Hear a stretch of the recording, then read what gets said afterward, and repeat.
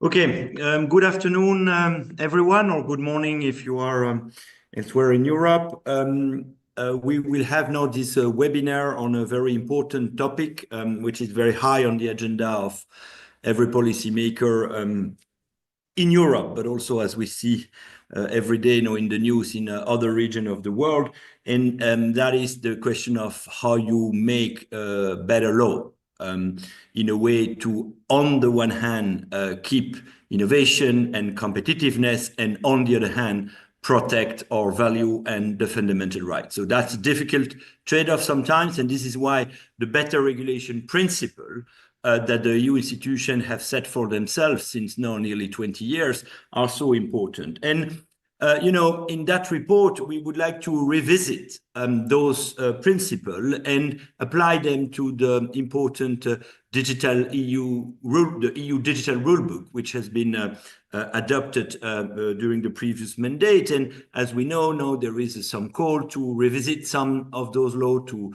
streamline them, facilitate the enforcement, protect innovation, in particular coming from small firms. And so this is what we would like to discuss with you today. So with two co-authors, Marco Bassini from the University of Tilburg and Maria Teresa Maggiolino from the University of Bocconi in Milan, we have produced this report, and that is now available on the website of SER, so you can download it freely. And we would like to discuss those with an impressive line of panelists. So how we will structure the discussion this afternoon. So first there will be a presentation of the recommendation of our report by Marco, and the report is broader, but in the interest of time and for the discussion, we will focus mostly on the recommendation. Then we are extremely privileged to have a keynote address by Axel Voss, a very influential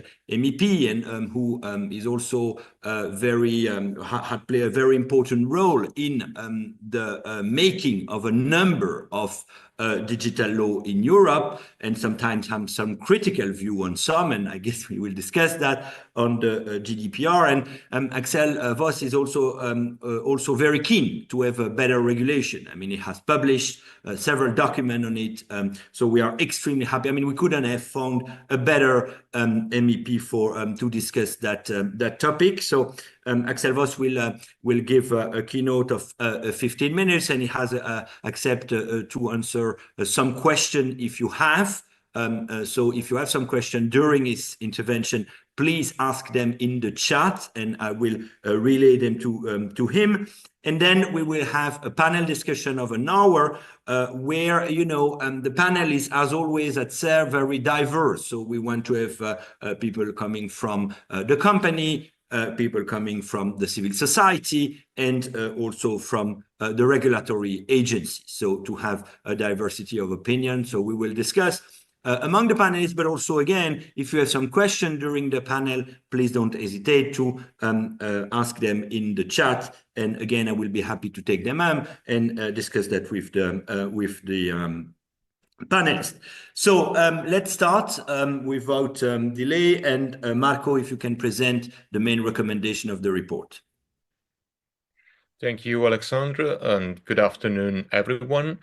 I should be able to see some slides right now in order to present actually the recommendations. But let me start by saying that what we try to do in this report is basically to understand, looking at EU digital law, so the set of regulations and legal acts we can see in the digital context in EU law, what kind of weaknesses we can identify and see in the impact assessment and also in the ex post evaluation of these acts.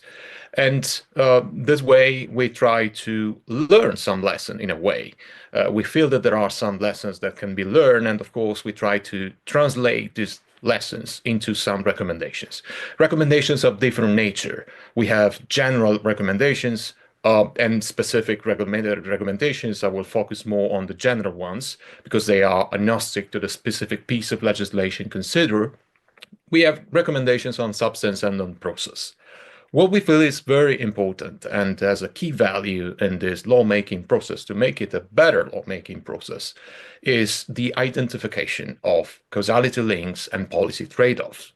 This is the first and foremost recommendation we articulate in the report because we feel that looking especially at ex-ante impact assessment, sometimes we have assumptions, sometimes we see just correlations, but we fail to see robust cause and effect relationships as identified as such.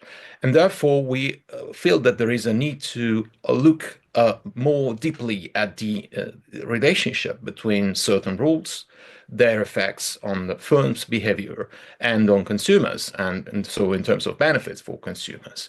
And we need to measure actually this relationship in a cause and effect fashion and understand what kind of effects may emerge. Sometimes we see perhaps too many assumptions, too many correlations, but then we fail to see these assumptions to deliver their promises. At the same time, we need to identify more precisely the different policy trade-offs and the relevant effects that we can see depending on these different options. We need to weigh, in a way, the policy objectives against their effects. Sometimes we can see some benefits in the short run, but maybe there are also unintended consequences in the longer run. And so we need to have a more, let's say, comprehensive and holistic, we call it holistic, cost-benefit analysis in order to determine actually which would be the actual impact of certain proposals. As a consequence of this first recommendation, which is the most important one, we also call for the collection of indicators and data meeting certain quality standards. We definitely need indicators, we definitely need data in order to measure actually this relationship. We need to understand, of course, if this relationship between certain cause and effects and the effects of different policy trade-offs are actually consistent with a certain possible assumption. And of course, we need independent studies, high quality research to be used in this specific context. And as we will say in respect of another recommendation, we also need more data and more indicators from a multi-stakeholder perspective. We need to gather data from a variety of actors that can provide their feedback. As another recommendation, which is of course strictly intertwined to the previous two ones, we also think that we need to look at the lawmaking process and particularly at ex-ante impact assessment and ex-post evaluations as part of a dynamic regulatory assessment. What do we mean by that? We actually mean that we have to look at these two requirements as mutually complementary, as two requirements which are not just two steps that we can see in the lawmaking process, but we need actually to look at the ex-ante impact assessment when we are carrying out an ex-post evaluation. And ex-post evaluations must remedy to the weaknesses that might come up as a result of failures in the ex-ante impact assessment. So all the necessary adjustments and adaptation deriving from ex-post evaluation must be the consequence, the natural consequence also of this process, which is, let's say, a more holistic process per se. If we can go back to the previous slides, I don't know, because we didn't need to move. We have also a last recommendation, which is more regulatory consistency. We are talking about EU digital law. There is a variety of legal acts and proposals coming in this specific domain. And we need to make sure that when it comes to new proposals, there is consistency. There is consistency in terms of understanding which is actually the content of other proposals, maybe parallel proposals, or maybe also other legislative acts. There is, of course, a stronger need for consistency, of course, as this set of regulations and pieces of legislation is growing and is becoming very significant. Sometimes there are pieces of legislation concerning services, other pieces of legislation concerning data, other concerning specific market. Think about data markets. And of course, they have a mutual influence. So we need to look at them according to, let's say, a cross-sector perspective and approach. Next slide. in this slide, we focus on other recommendations of general nature concerning the process. And we have two important suggestions here. The first suggestion concerns the the need to increase the robustness and independent assessment process within the European Commission. What do we mean by that? We need that. We think it's very important to make sure actually that in this process we have an actual contribution. For example, we have a public consultation before a draft impact assessment goes to the regulatory scrutiny board for its analysis, for its evaluation. The fact that we can subject draft impact assessment or evaluation report to public consultation will make it possible to gather feedback from a variety of actors and stakeholders and make, of course, this impact assessment, of course, of better quality, because they can collect certain kind of feedback and information and data and indicators that maybe the Commission has not access to. And this will also make, of course, the regulatory scrutiny board job different a bit. Maybe it will improve the quality of the contribution that the regulatory scrutiny board is contributing in this respect. At the same time, we have another recommendation on the process regarding stricter adherence to impact assessment during the entire, let's say, life cycle of a legislative act. What do we mean by this recommendation? We call for impact assessment to be a living instrument applicable to all the different steps and phases of the lawmaking process. For example, sometimes we might have impact assessments outlining certain policy options and measuring certain effects and costs. But then we have a final act, which is maybe featuring certain important discrepancies compared to the original assessment made by the Commission. So we feel that every time there is substantial amendments by the co-legislator, for example, Council and Parliament, when it comes to substantial amendment, of course, not just very formal amendments, we might need an impact assessment on that specific amendment and may be done in cooperation with the Commission. This will help, of course, to make sure that also impact assessments made by the Commission are more resistant and resilient compared to the political bargain that may come up subsequently when, of course, the proposal is considered by the co-legislators. This is, in our view, a very key point. Last but not least, in the first slide, we also put some specific recommendation. If we can move to the next slide, please. Thank you. Of course, we don't have the time to go through all these recommendations, which, of course, you can find in the report, all the suggestions we have put forward in that respect. But we feel that sometimes there are common weaknesses.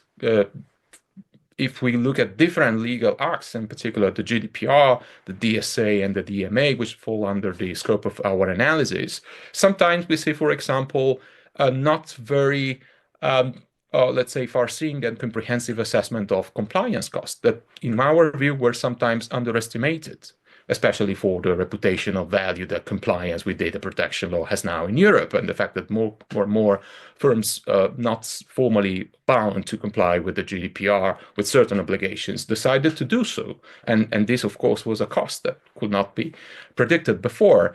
Sometimes there are other effects, especially effects on competition that might derive, for instance, from data protection law.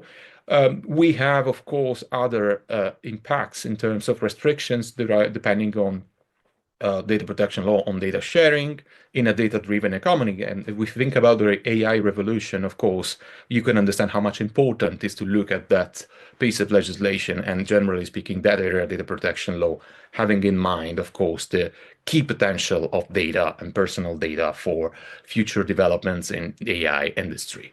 And other possible suggestions that we elaborated further in the report. But as you can see, we think that there is a need to look at these impact assessment as a living instrument that, according to this lifestyle, let's say, approach, can definitely improve the quality of the lawmaking process, particularly in this area. Thank you. Thank you very much, Marco, for this presentation of the recommendation. And again, as you said, I mean, there are more detail in the report. So now let's go to Axel. And, Axel, at every new mandate, we speak about the better regulation, and it's a bit like l'Arlésienne of a novel of Daudet, where there is this fiancée who is supposed to come and then she never come, And so I would like to know whether you think that this time the fiancé will come and indeed we will apply the better regulation principle, because there is a lot of talk, but then we have to understand whether the European institution, and you are a very influential member of one of them, one of the most important one, have the ability and the incentive to indeed apply those better regulation principles. So that's the first question I will have for you. And also, you have seen the list of recommendation. I guess some of you would agree with, because in fact we were ourselves inspired by your analysis, for instance, on the GDPR, but also, yes, I mean, on all those issues. So basically, what we would like to ask you in your keynote is, what do you think about those recommendations? And also, do you think this time l'Arlésienne will come, or should we have to wait another 5 years, if we have these other 5 years? Thanks a lot again, Axel, for joining us. Yes, so thanks, Alexandra, and also thanks for the nice introduction. And thank you also for the invitation. So the issue that what you have chosen is a kind of a very important one, but we need to set this in relation to the speed of developments also in the digital atmosphere. So what we are seeing yesterday, what we have seen yesterday is also in the US, these trying totally avoiding of rules, also in the area of AI, especially in the area of AI, what is or can be a kind of a very dangerous tool. And so now all of a sudden you have a situation where you have a kind of a totally value-free zone there. So, and this is challenging us in a different way also. And here we need answers, and very fast answers. And that's why sometimes better regulation, especially everything should be created in a very wonderful way, can be a kind of a challenge already. So the current regulatory landscape has led to complicated bureaucracy and overlapping unclear rules. What is needed is now kind of an overhaul of how we approach digital regulation to achieve more coherent and more harmonized and more effective results. So at first, I think we should come to a situation where I do not want really to create a kind of a task force, but in the background, there should someone work on it that identifies legal overlaps, contradictions, gaps in existing legislation, and so that we can close the gaps, that we can avoid this overlapping and contradicting situation. Secondly, I would say we need to have a focus now on review and adaptation, on implementation and enforcement of existing laws instead of creating new rules. And also this might be possible. So meaning with these a bit everything what we have done, filling this with life instead of creating a kind of a new different track.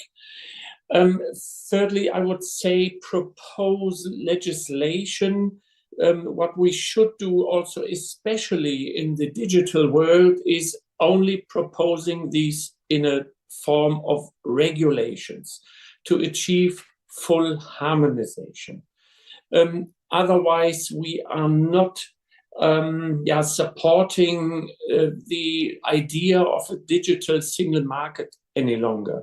And for me, this includes also already civil law, because what we are facing now with the AI Act, we have a harmonized approach, But if then it's coming to the question of liability, this is then now facing a situation where we are fragmenting the whole digital single market again. So this is also something what we should have in mind. Fourthly, we should remove barriers, especially such as burdensome market access procedures or high regulatory costs and the frequent use of derogations resulting in diverging rules across the digital single market. Also, this is an aspect we should have in mind. Of course, then trying to improve the quality and the strictness of impact assessments to improve the foresight also of policy making and the sustainability of legislation in light of changing contexts. Amendments from the Parliament and the Council should also be subject to impact assessments before interinstitutional negotiation starts. But on the other hand, once again, we are now challenged by speed. So especially in this digital environment. So this might be a kind of a contradiction somehow, but we need to have in mind that we should improve the whole situation. I will go also to another point in saying the democratic legislator should work on its own proceedings, because we need to give sometimes an answer to problems immediately or after a couple of weeks and not after a lot of years and so on. So there is, I would say, a kind of a demand in that democratic legislator is acting more speedy, more faster to face some problems. We do not need to have always a kind of a detailed regulation or detailed provisions. Sometimes it would be enough to think about a frame where companies can move or act in this frame. Combining ex ante and ex post approaches to better tackle the pacing problem and complement the legislative toolbox with alternative governance approaches that are quicker and more adaptable is also an idea. What I still would say it's necessary, probably in the member states also, but also having this here on the European level, to set up a digital committee with legislative powers in the European Parliament to respond to these horizontal challenges. Otherwise, it will happen what it always happens so far. Different committees, or in the Commission the same, different DGs will act differently and probably not in a harmonized way. So this is why I would say we need a kind of a concentration of digital knowledge, of digital power, and otherwise we are facing always a problem, especially when we are under time pressure at the end of the last mandate, where we do not have the time to look at it if there are overlaps in place or not. So we haven't had the time with the AI Act, for instance, to focus on medical device directive or to focus also on GDPR. So this is something what we could avoid. Then we should also think about standardization organizations as a platform for streamlining and harmonizing standards, including industry-led voluntary ones, also in trying to get a kind of a better access to the market at the end, instead of ticking the box for every requirements and obligations, need a standard and then go to the market. Always what I'm also demanding all the time, but in a political fragmented situation like on the European Parliament's level, where we have now 8 different political parties, no majority or no government and no opposition in a way. Here we, because of this compromising element in it to find majorities, we have sometimes a vague wording. We have sometimes taking something on board what structurally is not needed, but to get to better majorities, then we are taking this on board. But here also vague wording is leading to legal uncertainty. And this is also a kind of a disadvantage for all the companies who should or who would like to apply to all these laws. Then coming to digital enforcement. So the EU's regulatory efforts have been focused on risks rather than opportunities. And however, the lack of successful enforcement has hindered positive impacts. For instance, our privacy is still inadequately protected against large US and Chinese platforms that circumvent the rule book. So there we need clear mechanism to guarantee effective implementation and enforcement of digital laws to achieve protection of our citizens and competitiveness at the same time. So therefore we need probably to think about how we can merge all the governance structures from the DSA, DMA, Data Act, Data Governance Act, GDPR, AI Act, and balance these better to competition. This might be a kind of a way forward, but of course this needs, again, sufficient resources, but then you have a kind of a harmonized approach for everyone in all these governance structures, and you're not facing these 270 governance offices, what Draghi was mentioning.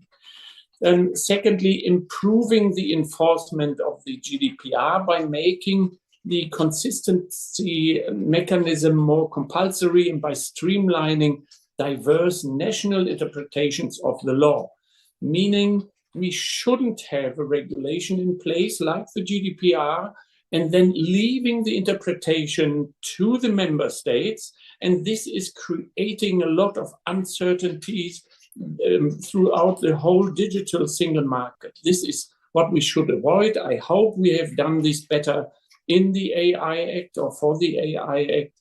But once again, we need to avoid this from the beginning. Also drawing up some concepts for regulatory sandboxes in this area of digital or data using issues. So also increasing of the use of public and private partnerships. This might be all lead to kind of a better lawmaking, better regulation, better digital enforcement of the laws. And of course, regarding this is a totally different aspect, I would have a lot of ideas to improve the laws with a different approach, but now my time is more than is up. But I would have also a lot of ideas what we can do or what we should do also in trying to face the challenges in the digital area better. But probably this is then for a second seminar like this one day, then I can explain more how we should improve our whole situation in the digital world. Thank you very, very much, Axel. And then we would be very happy to host you again for, in a way, the second part of the discussion, if we can. So I have one question in the chat, and also if there are others, because I know that the MEP has still 5 minutes more, but then would have to leave. So one question by Faisant, who said, given the current political climate and the geopolitical climate, how do you see the enforcement of the law against big tech unfolding? I mean, you know, this is the question in the mind of everyone now in Brussels and possibly in DC too, or in Mar-a-Lago, I should say now. But how do you see that that unfolding, this new geopolitical context and the enforcement that you mentioned is so important of this digital rule book? Yeah, so it is extremely challenging if you are facing now big tech, probably more and more going into this direction that they do not feel bounded by laws any longer. So, of course, here we need a very strong and strict enforcement. And what we also need, of course, in a rule of law state, that this is court proven. So, and this is the biggest challenge probably in facing big tech more and more, because all to get proofs, it's getting more and more complicated, but we have to face it somehow. And we need also to pressure if we have, or if we are of the opinion that we would like to link still values to technology, and that's why we have our own way in a certain idea. Then we need also, if someone is offering here something, then we can't let this go if we are knowing they are not achieving this. So, but this is challenging, and probably we need also here kind of a new idea how we are approaching this.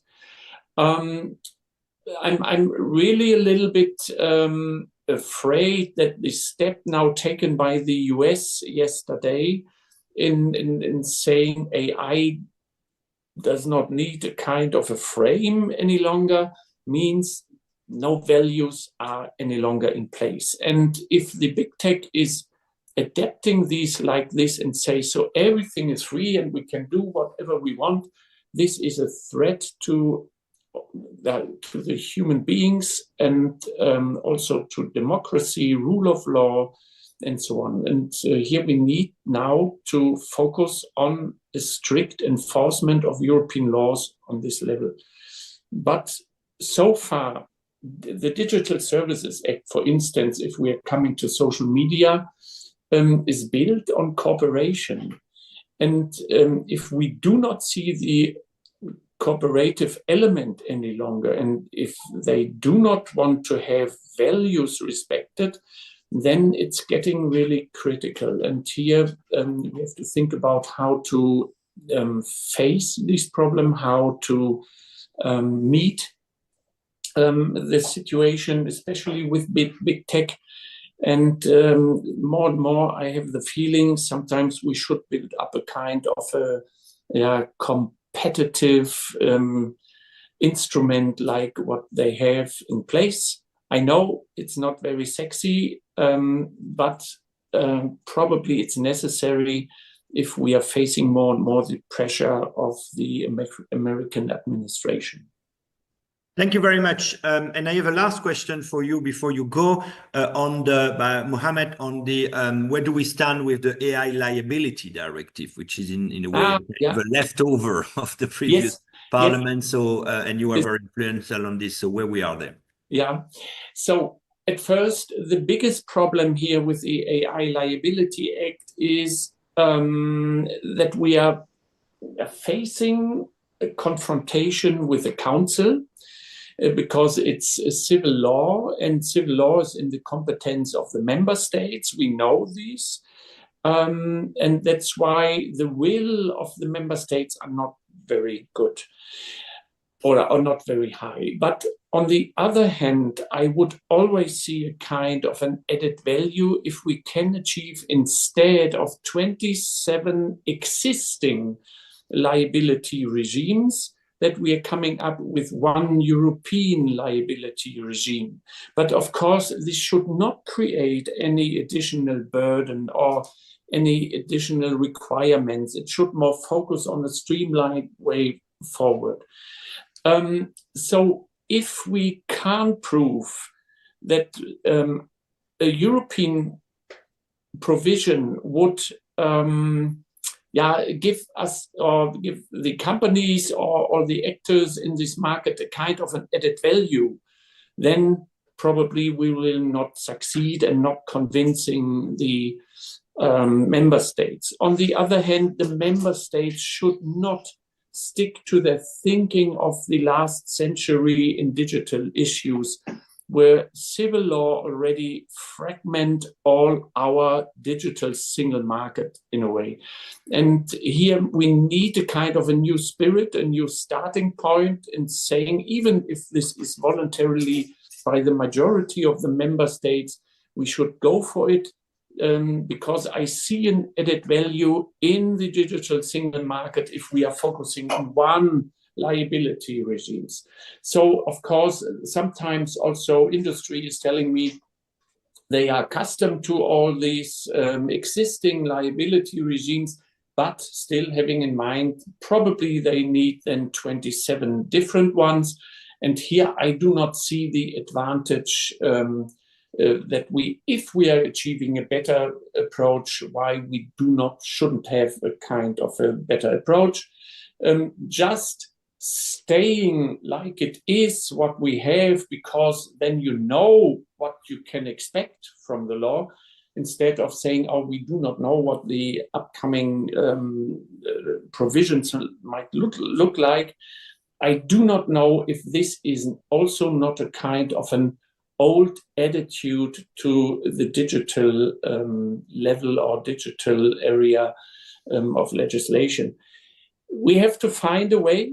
If we probably, it might be waste of time to think about the AI liability. So in the parliament, we are willing to go further on this and developing here something. So there is a majority in it. But I'm always saying to the colleagues, we are supporting only a situation where we really can argue for an added value for our digital industry. Thank you very much for this comprehensive answer. Thank you very much also for everything you do, in fact, for Europe and digital. I think it's really, really very important. And we hope to host you for the second, not the one on your vision of the digital Europe. So yes, keep it posted. Thanks a lot, Axel. And now we can go to the panelists. And so as I was announcing, we will have a first tour de table with the different interests of Vanessa Turner from Beuk, who doesn't need any introduction. You are very, very, you are an influencer in a way. Laureline Hood from Microsoft Government Affairs, and also in several panels. It's always a pleasure to listen to your sharp view. Ben Schroeder, director at Booking.com, who is also a company which is important and a success of Europe, one of the real success of Europe to some extent. And also you have a lot of expertise in those issues of better regulation. So we are very happy to have you. Christophe Carogatti, who is a specialist on digital and competition expert, and is also very often in the media, and who was at Bruegel, and who is an entrepreneur because he found his own company. And finally, Maciek Stajsens, sorry, I'm not sure I pronounce it very correctly, but who is assistant director at CNAM, so regulatory authority in regulatory agencies. So as I said, very diverse view, and that's what we like at CERM. So we will, so I will ask you 2-minute maximum, one thing you like in the recommendation that Marco has presented, and one thing you think we're missing or you think could be complement. And also if you want to react to what Axel Voss just said, of course, you are very welcome to do so. So Vanessa, the floor, I mean, not the floor, but the image is yours. Thank you very much, Alexandre. So I should start by saying that it's actually difficult to choose only one thing that I like, as there are several good elements which Marco has already mentioned, but I'll give it a go. So one thing that I like in the general recommendation sections of the report is the recognition at all of the importance of ex ante and ex post assessments. This is unfortunately not always a given in policymaking, and a point I'd like to come back to if we have time. Therefore, I commend Sarah for tackling this topic and also for underlining the importance of independence in such assessments. Getting more specific, I particularly like the recommendation to, and I quote, undertake a holistic cost-benefit analysis. And I think Mark also mentioned that. And particularly as the report carries on, to take into account differing timelines for costs and for benefits, as costs, the report points out, are often front-loaded, while benefits usually take time to be realized. Now, from my perspective, the cost side is often given too much airtime compared to the benefits. And I would venture to say that this could arguably also be seen in the specific recommendations in this report. But I guess that is frequently a reflection of who has the resources to shout the loudest.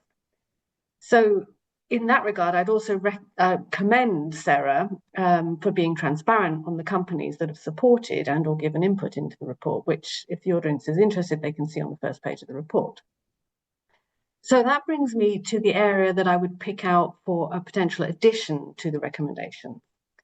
Looking at these specific recommendations by digital law, particularly for the GDPR and the DSA, these are heavily focused on the costs of this regulation at the expense of an evaluation of all the benefits. Now, I realize that today we are looking at everything through the eyes of competitiveness. But this does not adequately recognize that these laws were also designed to protect societal values and fundamental rights of EU citizens, as indeed the report itself calls out in section 3 and in the introduction. But the GDPR specific recommendations only relate to companies' compliance cost and the financial value of personal data. And the DSA recommendations only relate to company compliance costs and the impact on growth. And yet, as Axel Voss has already hinted at, events in recent days have underlined the importance of other values than the other values that are regulated under the DSA. So my suggestion to conclude for an addition would be to also find a way to factor in the non-economic values of these laws into ex ante and ex post assessments. As Axel Voss also very eloquently said, we do not want to have a total value-free zone in Europe.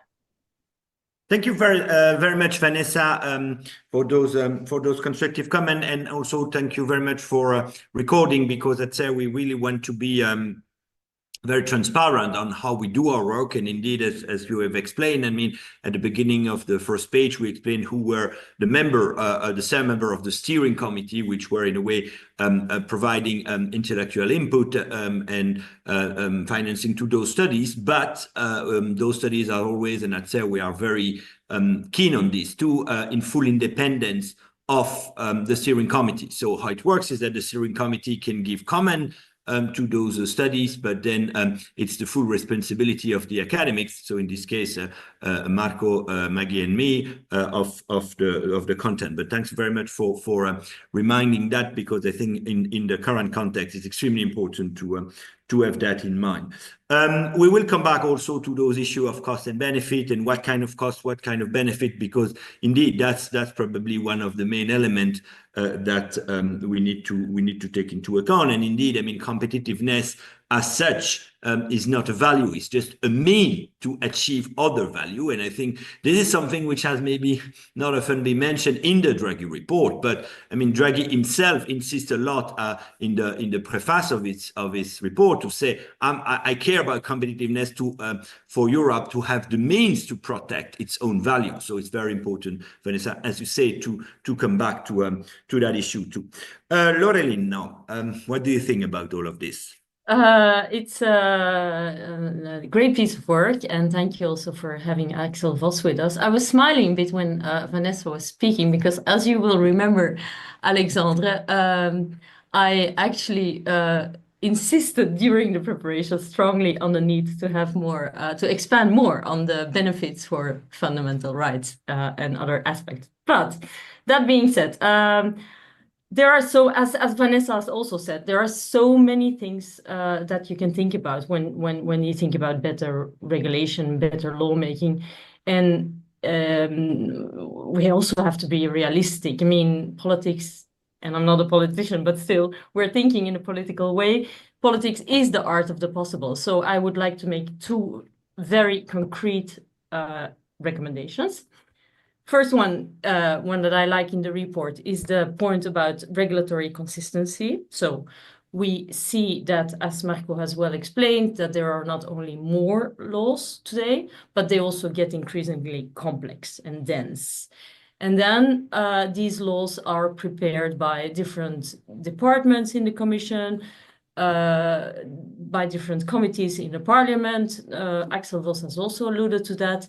And unfortunately, there is not always sufficient attention to the consistency of the new laws with existing laws, but also with laws that are in the making. And so I think it's a small thing to impose in impact assessments and in preparation of new laws, to impose an obligation to always check the consistency with existing or parallel regulations. And I think that one element to do this, and it's like not a magic solution at all, it's a very simple solution, but one possibility would be to work on a codification of EU laws, so that it's not a magic tool, as I said, but at least it forces the legislator to look at this. And Axel Voss' assistant, Kai Zenner, and Scott Marcus have worked already. You probably know this one, the data set for legislation for the digital world. And that is, I think, a good start for such an exercise.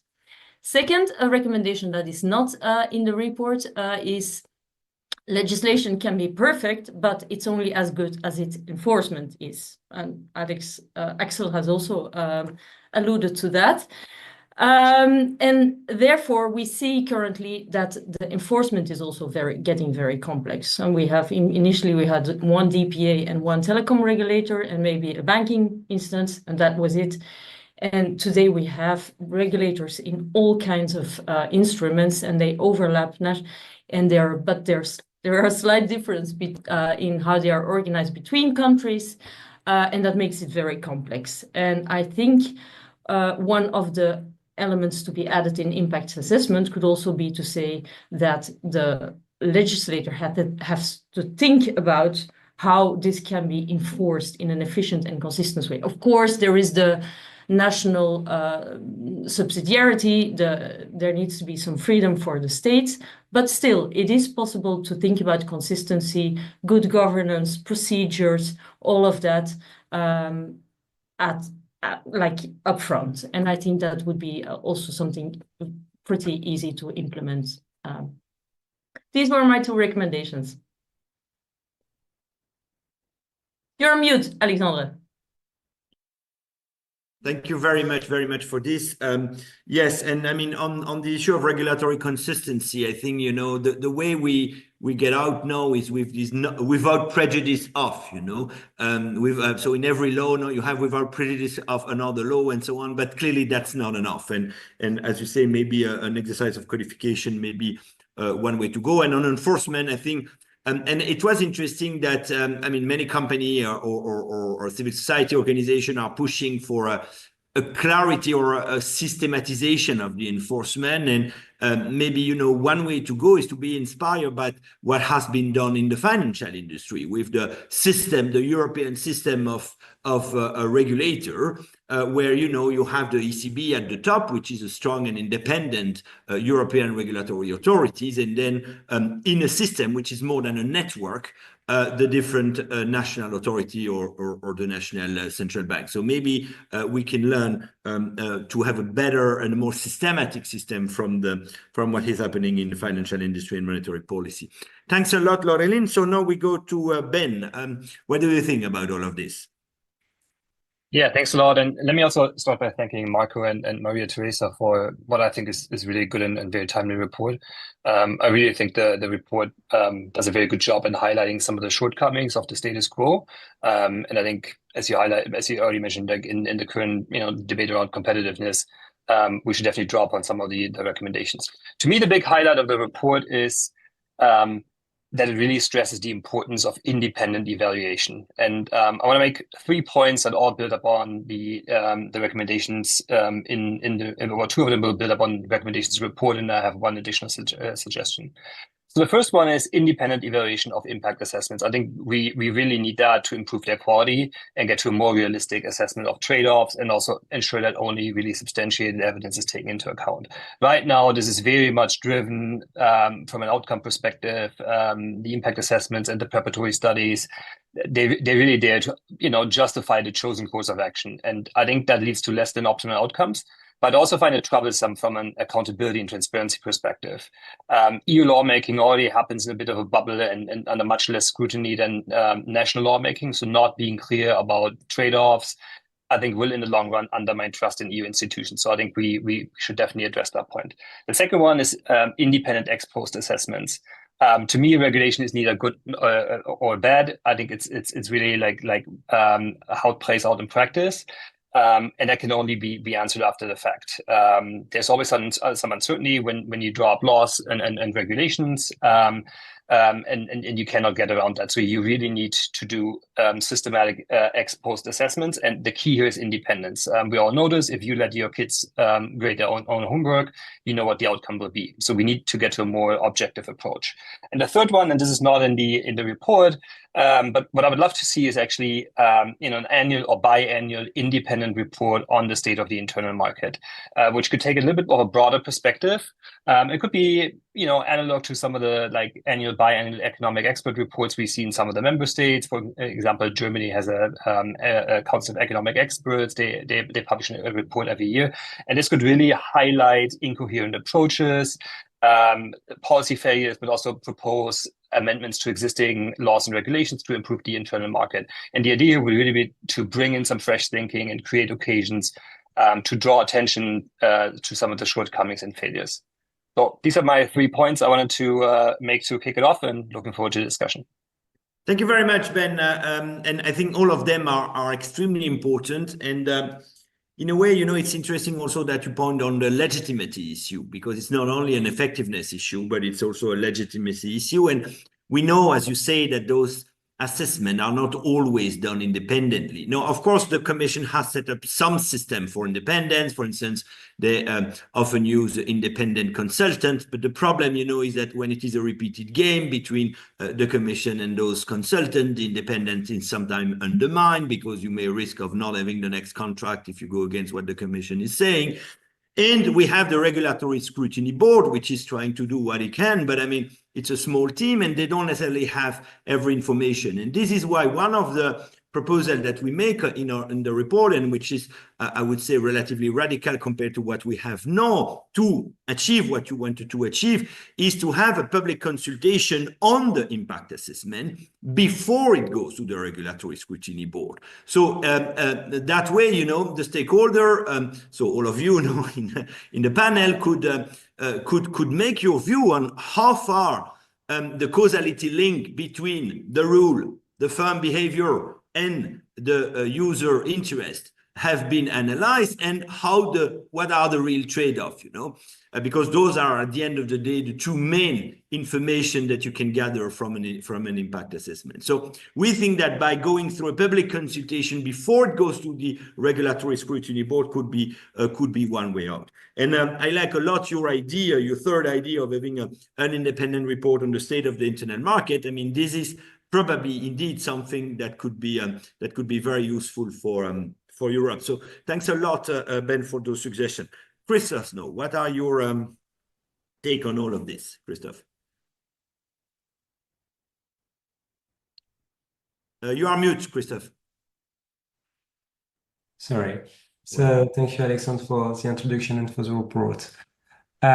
So what I like in the report is, as Vanessa said, is the fact that you emphasize the need for ex ante and ex post evaluation of regulations in a systematic way, which is not the case today. And as you said in the report, they work in tandem. So this is the first point. The second point that I like in the report is the emphasis on process, where you basically mention the step to improve the better regulation guidelines, and in a way that is done among all EU institutions. So not only the European Commission, but also the European Parliament and the Council. And this comes to my point, and my recommendation that is missing in the report is probably the fact that you don't know emphasize enough the fact that better regulation principles should apply in a systematic way, in the same way, in all EU institutions and in all the legislative step of the process, of the legislative process, I'm sorry. What I mean by that is that you have an impact assessment at the Commission level, but then the final text adopted completely changed from the Commission proposal, and then basically the impact assessment by the Commission is completely meaningless. If you look at the DMA, they did a lot of changes, but if you want to study the impact assessment of the DMA in comparison to the final text is completely different. And so what I would love to see more is impact assessment at each level of the legislative process, from the Parliament proposal, Council proposal, and also the trilogue proposal. Of course, Alex Voss said, but it's challenging because of time, but timing should not be a pressure. On the contrary, it should be a way to make sure that we have a time constraint, but we have to work together to achieve a good regulation in a given time period, because this regulation apply for the life of a company. At the end of the day, it can cost a lot for the companies, but also for the society. And my last point is about ex post evaluations, where basically it could be relevant to add metrics at the directly on the legislations. So on an annex of the legislation, where at the end of the day, you can basically see from the outset which metrics will be used for an evaluation in the future. Like that, we can already forecast, and we can basically track from the outset the data that will be used for an ex post evaluation. Thank you very much, Christophe. And I think, yes, this idea of having some form of KPI attached to a law would be interesting on several accounts. So first, they would be discussed when you do the law. Second, they would help the enforcement, because we would know in a way in which direct or what are the objectives of the enforcement. And third, it would help, of course, to do the evaluation of the effect of the law. So I think, there could be many benefits to all of this. The question, of course, is how far this is feasible for every law and for all aspects of the law. But it is probably a very good idea to start to have that in mind. So thanks a lot for this suggestion.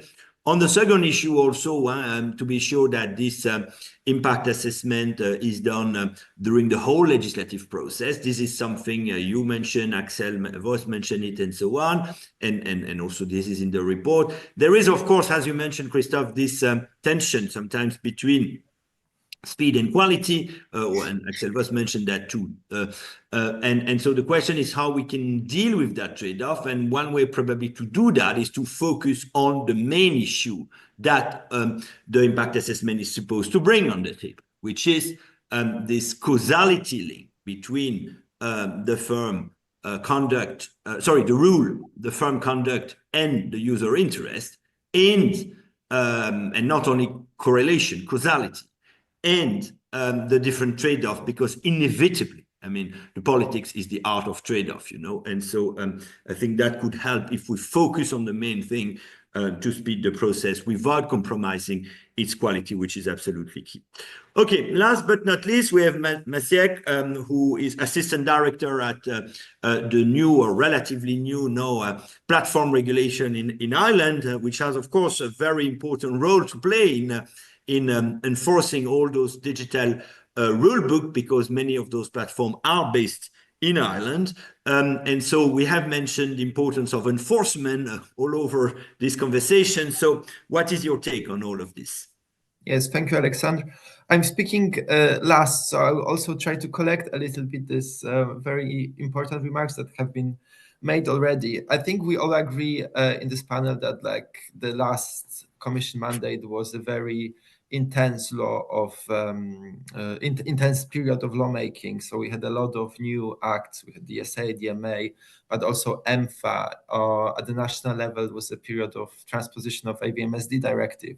So there was a lot of buzz in the terms of creating of new rules. So absolutely, it seems only logical that this new mandate, it's a period where we should focus on enforcement, but also on securing coherence and rationalization of this digital acquis.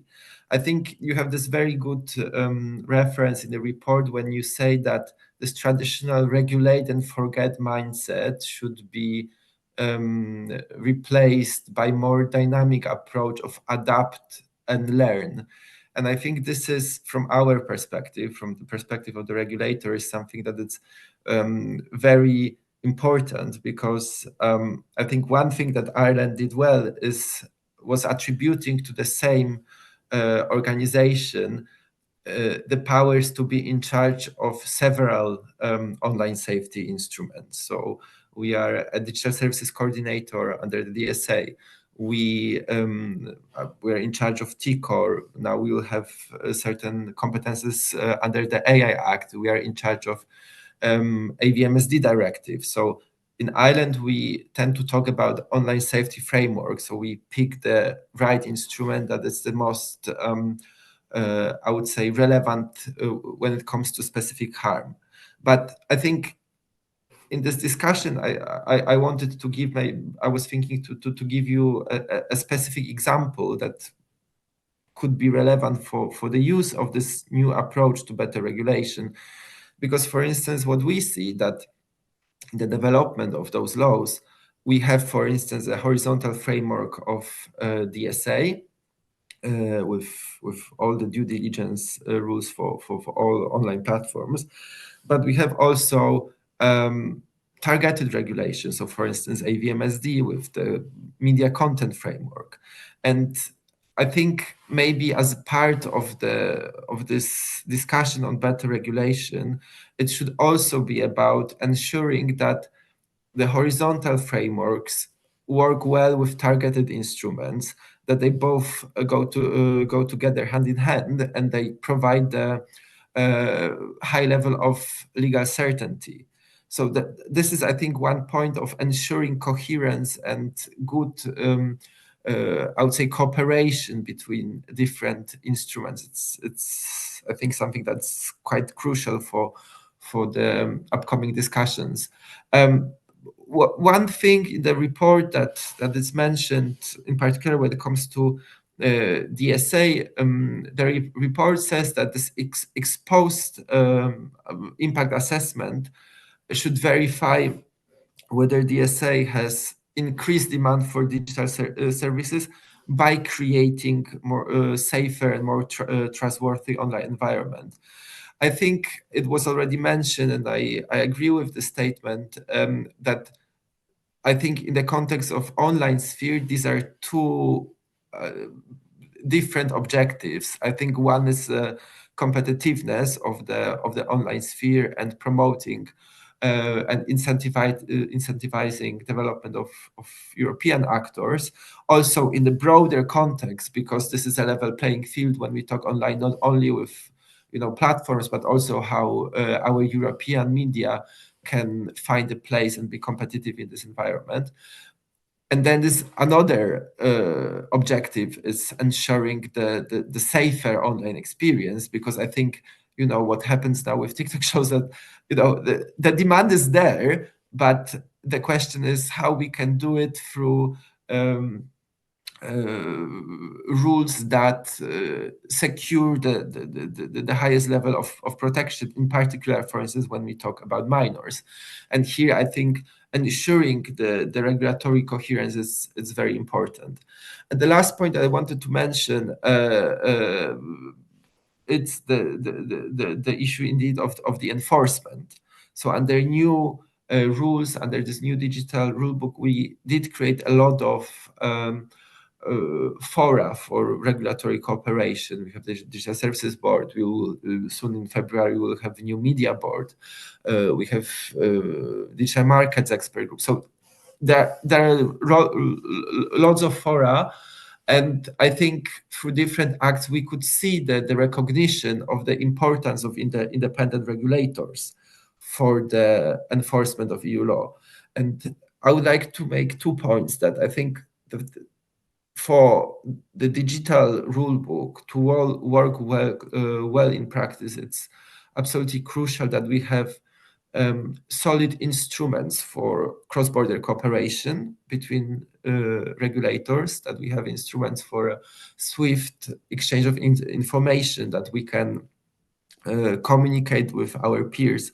I think this is something from our perspective is very important. For instance, we'll have a new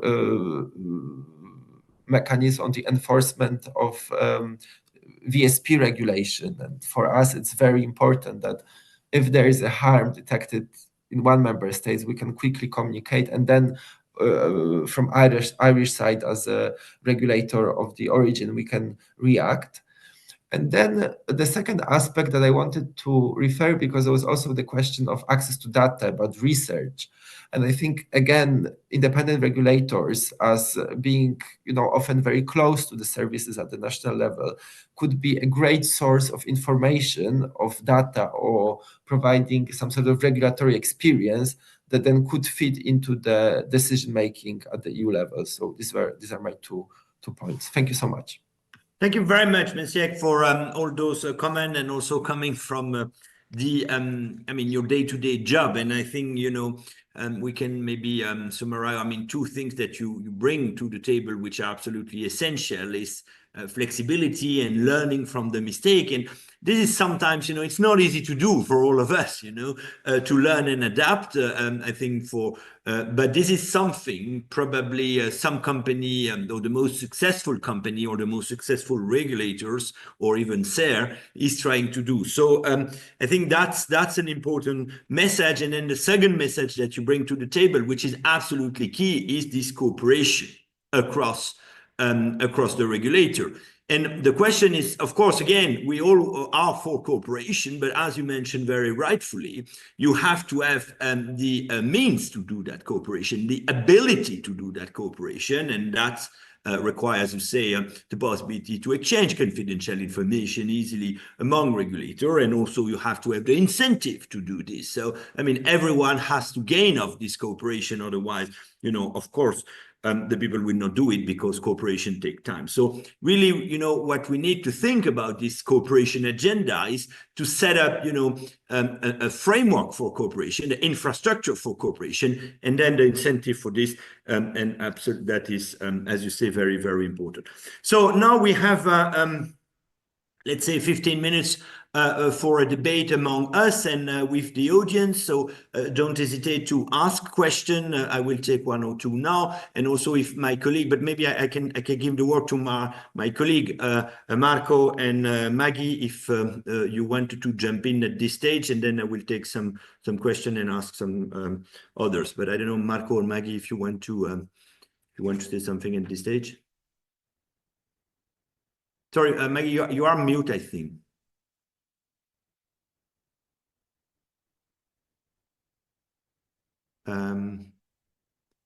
Hear me? Yes, we can now. Perfect. First of all, thank you very much. I want to take the opportunity to thank you all for your observations and feedbacks, and take the opportunity to say something about what you have shared with us today. I really appreciated this focus on the timeline and the idea that impact assessment should be run frequently during the process that brings us to create and to enact a piece of law. Because this brings us back to the idea behind the better regulation principles, that institutions must be accountable. And to be accountable, they also need to report to the public, to the society as a whole, what they're doing during their process. And that's why Christophe is right when he said, well, the impact assessment you analyze in relation to the DMA was quite different from the final DMA. But here the fault is of the Commission, if you want, because the Commission, to be really accountable, should have issued a new impact assessment explaining why it changed its point of view. Because if an institution wants to be accountable, that's its own responsibility to give people the documents and the piece of paper necessary to understand why the institution has changed its point of view. And I understand that this may sound bureaucratic, but it doesn't want to.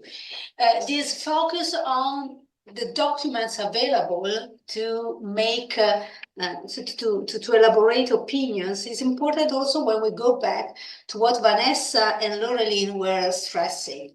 The importance of societal benefits and societal values pursued by these pieces of law that we analyzed.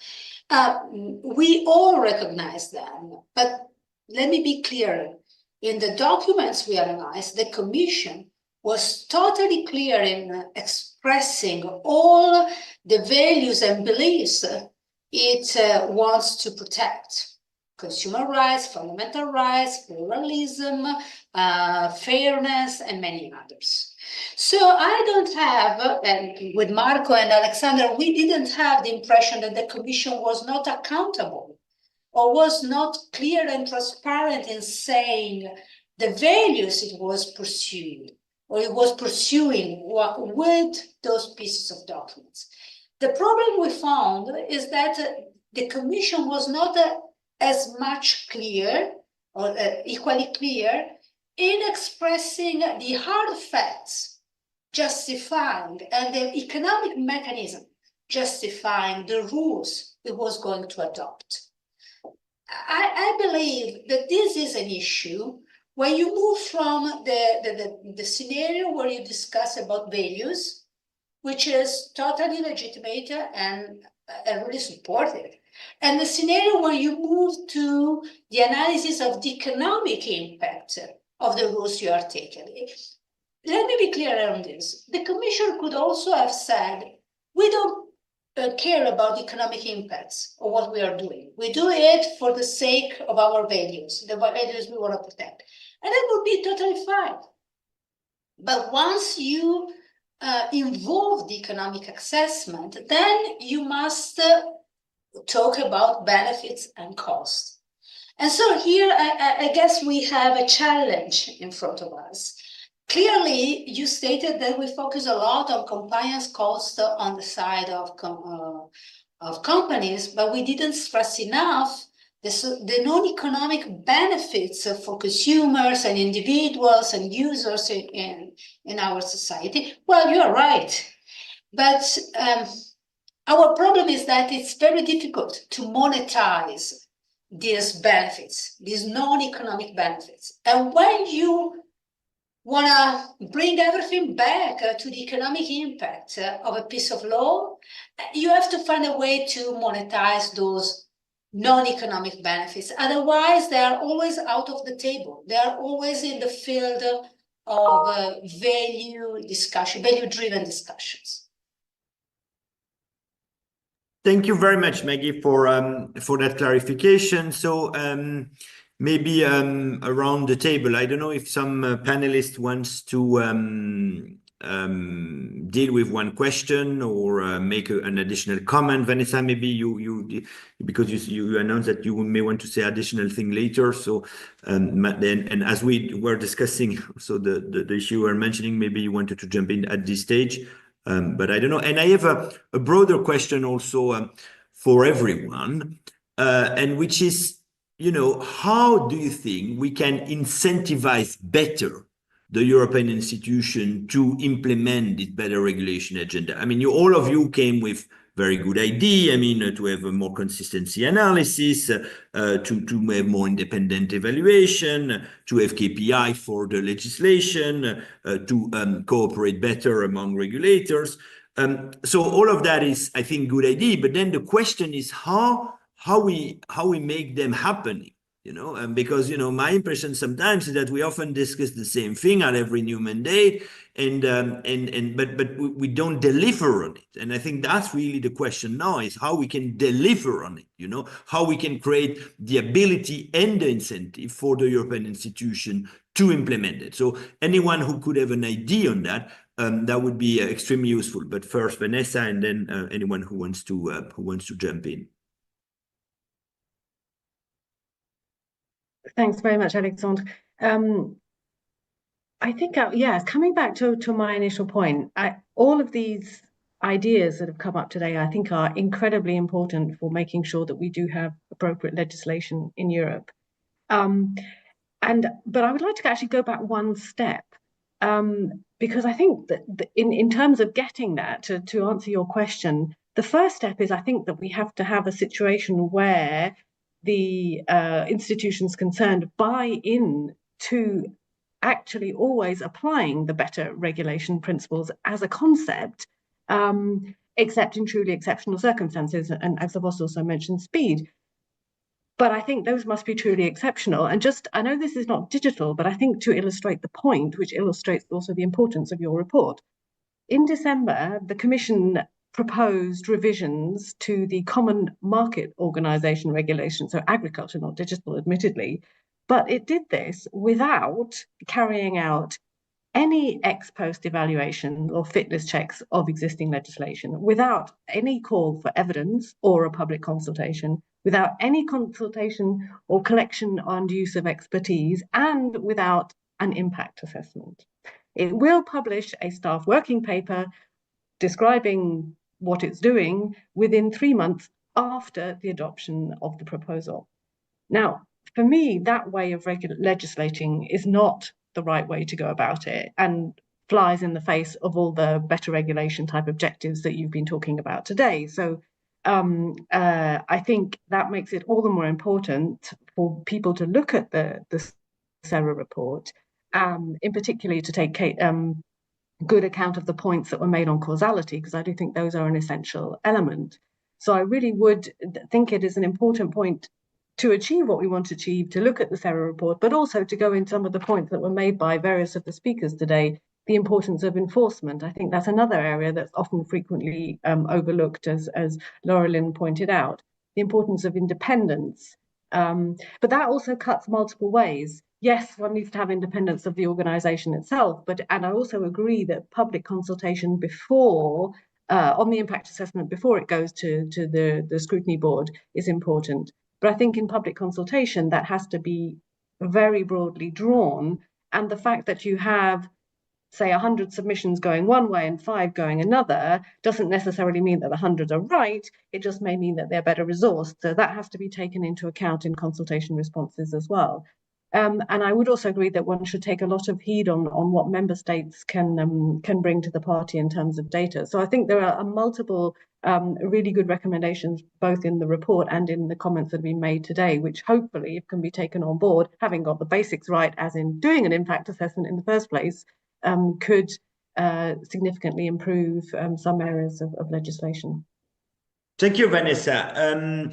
No, I mean, I wanted to come back to this issue of incentive. And in the meanwhile, we had a very interesting question in the chat by Yame, who says there seems to be a consensus for more use of regulation instead of directive to avoid fragmentation and to contribute to strengthen the digital single market. But at the same time, there is a risk that those regulations become extremely detailed and therefore less future-proof. So I think that is indeed a kind of trade-off that we may have. So do you think, is it possible to have a principle-based regulation? I think it is, but then, of course, in the enforcement, they may vary. And so the question then is, to alleviate too many variation is either we have a European regulatory authority like we have now for the biggest bank of Europe or for the biggest tech of Europe, or, as Maciek was mentioning, a very good cooperation among the regulators, the national authorities, to ensure that those flexible regulation could be implemented in a consistent way and in a non-discriminatory way through Europe. But I don't know who wants to react on those. Laureline, yes. I can. Maciej, you want to go first? Can give it a try. No, absolutely. But if you want to go first, I'm also happy. I'll just no. I think so. First of all, on your question, Alexandre, yes, we've heard this many times, the need for better regulations, but I have the feeling that today the voices and the noise around this is a bit stronger than usually. So I have good hopes that we will see improvement. And then on the need regulation versus directive and technicalities, I mean in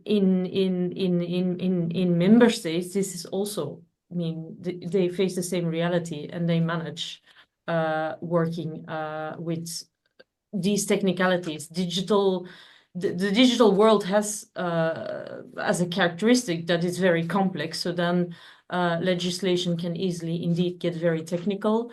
But there are means to work with whether it's standards or, as you say, Alexandre, there are ways to work with entrusting to regulators certain more detailed decisions that can then flow. I do just want to add one point of caution, and that is if there is an over-reliance on delegated acts, I think that will not help the democratic process and transparency. So I think that is something to making that balance between technical and high-level regulations. Of course, there can be situations where delegated acts are very relevant, but one needs to be aware that these are not subject to the same democratic procedure. And I think it's an important point.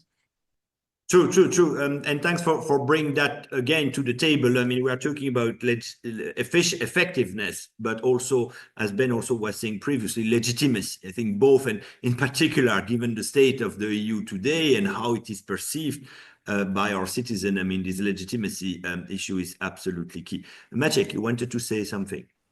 No, I just had one comment on this question on the distinction between regulation and directive. And I think, yes, obviously we might have a principle-based regulation, which was the case of last mandate. We had a couple of instruments that had precisely this kind of, more principle-based approach, which, from the perspective of member states often, and you still need to adapt your national legislative framework to be compliant with the regulations. It was even the case of the DSA when member states need to, for instance, develop the framework for digital services coordinators. The same now, for instance, with the work on the Media Freedom Act. So I think this is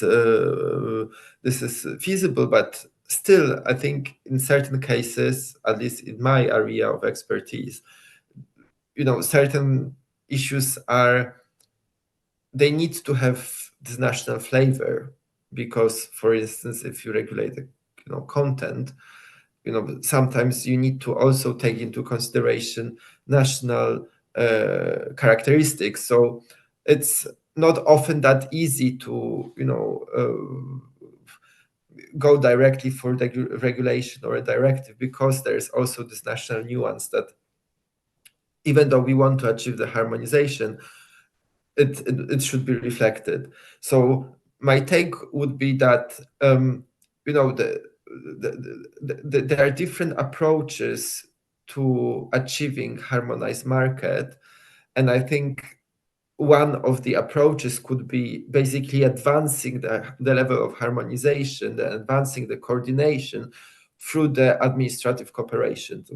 through cooperation between the enforcers. And I think now this could include both cooperation between national enforcers and the European Commission, that now under the DSA and DMA is also an enforcement and also acts as independent regulator. But also, as I mentioned, the cooperation between the regulators, for instance, how they react to certain situations, what kind of measures they use. I think the issuing some sort of opinions or raising the alarm at the level of regulators could also be very helpful through advancing the level of harmonization, because I think for this mandate it's a different discussion, because we are not very much discussing, oh, like we need to have a new regulation. We are more discussing how we can make the things that we just adopted work well in practice. So that's my take. Thank you very much, Maciek. So we are about to close. So maybe Ben and Christophe, if you want to say something, this is now or never, I would say, and then I will give for 1 or 2 minutes, take away the word to Maggie, and then I will conclude. Do you want to say, yeah, Ben, and maybe Christophe if you want, and then go to Maggie. Okay, maybe just one very brief point on this last part of the discussion. I think if there's one inherent characteristic of digital, it's that it scales very fast. And it's also very much tied to the benefits that come with digital economy business models. So I think there ought to be a very strong bias for full harmonization in the internal market. So I do think we should probably move more towards the use of regulations, in particular, because in practice, we see more and more fragmentation creeping in, even in areas where I think we had an understanding previously of a certain level of harmonization. So I do think we need to move to a much more harmonized approach. Thank you, Ben. Christophe? So thank you for the discussion. So I have a lot to say, but if I have to come back to the topic of the paper, which is improving decision making, I think we are at a time where the Commission is willing to move. When you read the political guidelines, it says that there will be a commissioner that will be in charge of simplification and improving the rulemaking process. So I hope so they will do it. My fear is that considering the geopolitical situation, I'm sorry, and as MEP first said, the need for speed, that they will not include any, let's say, recommendations concerning the need for more procedural aspect to improve the regulatory process. So where we have to work is on the balances between speed and effectiveness of the regulatory process, on ways to make sure that as a political levels are also accountable of what they are doing, especially during the trilogue process. I have in mind things where the French presidency under the DMA, they try to include an obligation last minute as the last trilogue, which you even other MEPs looking at whether it is relevant or not, and this is completely not acceptable. So this is a kind of things that politicians should be aware of, that you have procedural rules and you have to respect that and not trying to play the game with political considerations. I know it's complicated for politicians to do it because this is a job, but there is also a democratic process and they should respect that. And I think the report line, the way to have a democratic process at the end of the day, which clear rulemaking process for ex ante and ex post assessment. Thank you very much. And indeed, I mean, as you say, I mean, process matter as much as substance here. And so it's very important to have the process right to get the substance right. So thanks a lot. Maggie, you have 1 minute to give you maybe or your takeaway or your main wish you know, for the next commission, the next parliament, I mean, the current. Okay, the main wish, avoiding regulatory layering, then the number of regulations are so many and they overlap so much that I think that the Commission should take care of polishing or streamlining the rules that should be applied to every company, because otherwise it would be very difficult for us to understand what is right and what is wrong.